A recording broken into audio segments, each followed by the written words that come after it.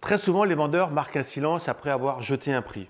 Et forcément, ils se prennent une réflexion du style « Ah, c'est cher !» D'ailleurs, certains vendeurs ont du mal à annoncer un prix. Parler d'argent, ce n'est pas grave. Je vais vous donner 3 règles essentielles de l'annonce d'un prix et je finirai par la méthode qui fonctionne à tous les coups.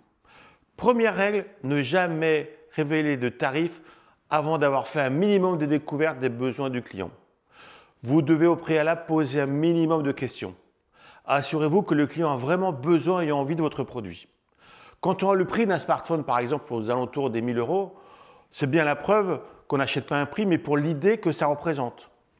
Deuxième règle, jamais de silence après un prix. Forcément, vous allez vous prendre une objection, c'est évident. Enfin, troisième règle, soyez sûr de vous, ne laissez transpirer aucune inquiétude. J'enseigne plusieurs méthodes pour comment annoncer un prix. Celle que je préfère, c'est la méthode sandwich. Il s'agit de présenter le prix entre 2 bénéfices forts que vous avez décelés lors de la découverte des besoins. Par exemple, si vous êtes vendeur d'électroménager, monsieur le client, le lave-vaisselle que je propose dispose d'un programme économique qui utilise une faible consommation d'eau et vous fait ainsi économiser de l'eau et de l'électricité. Il est à 599 € et cela inclut l'extension de garantie qui vous couvre toutes vos dépenses soudaines et imprévisibles.